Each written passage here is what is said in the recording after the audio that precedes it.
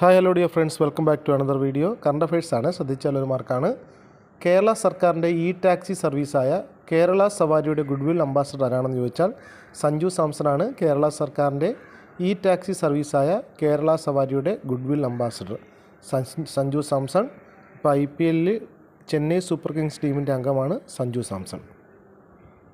കേരള യുവജന കമ്മീഷൻ്റെ 2025-2026 youth icon award കലാ സാംസ്കാരിക വിഭാഗം നേടിയത് കല്യാണി പ്രിയദർശനാണ്.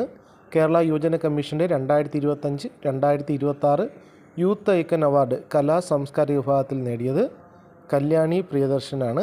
ഓർത്തിരിക്കുക, കല്യാണി പ്രിയദർശൻ. കേരളത്തിലെ ആദ്യ സമഗ്ര അന്തർദേശീയ വിദ്യാലയമായി പ്രഖ്യാപിക്കപ്പെട്ടത് Munderi government higher secondary school കണ്ണൂരാണ്.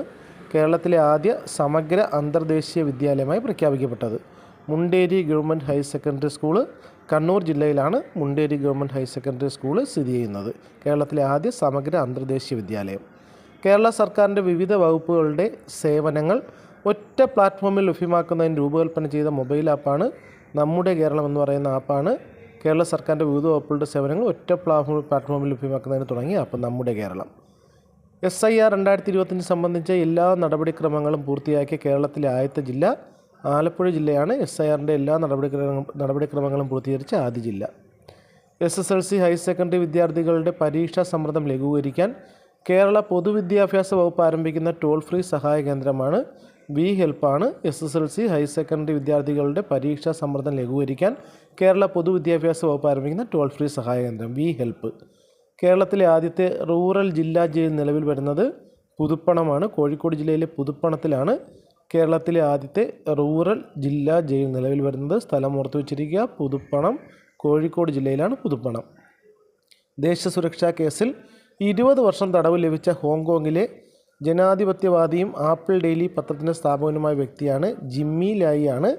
ദേശീയ സുരക്ഷാ കേസിൽ 20 വർഷം തടവ് ലഭിച്ച ഹോങ്കോങ്ങിലെ നേതാവ് ജിമ്മി ലായി. ഇന്ത്യയിലെ ആദ്യത്തെ മ്യൂസിക്കൽ റോഡ് എന്ന ഖ്യാതി സ്വന്തമാക്കിയത് മുംബൈ കോസ്റ്റൽ റോഡാണ്. ഇന്ത്യയിലെ ആദ്യ മ്യൂസിക്കൽ റോഡ് എന്ന ഖ്യാതി സ്വന്തമാക്കിയത് മുംബൈ കോസ്റ്റൽ റോഡ്, മഹാരാഷ്ട്ര. ഇന്ത്യയിലെ ആദ്യത്തെ മ്യൂസിക്കൽ റോഡ് എന്ന ഖ്യാതി സ്വന്തമാക്കിയത്. ബജറ്റ് സമ്മേളനത്തിൽ സ്വന്തം സാമ്പത്തിക സർവേ റിപ്പോർട്ട് അവതരിപ്പിച്ച ആദ്യ ഇന്ത്യൻ സംസ്ഥാനം ഉത്തർപ്രദേശാണ്. ബജറ്റ് സമ്മേളനത്തിൽ സ്വന്തം സാമ്പത്തിക സർവേ റിപ്പോർട്ട് അവതരിപ്പിച്ച ആദ്യ ഇന്ത്യൻ സംസ്ഥാനം ഓർത്തിരിക്കുക, യോഗി ആദിത്യനാഥാണ് മുഖ്യമന്ത്രി. സംസ്ഥാനം ഉത്തർപ്രദേശ്. അപ്പോൾ വീഡിയോ ഉപകാരപ്പെട്ടാൽ ചാനൽ കൂടി ഒന്ന് സബ്സ്ക്രൈബ് ചെയ്യണം. കറണ്ട് അഫയേഴ്സ് വളരെ ഇമ്പോർട്ടൻ്റ് ആണ്, വളരെ ശ്രദ്ധിക്കുക. Okay, thank you.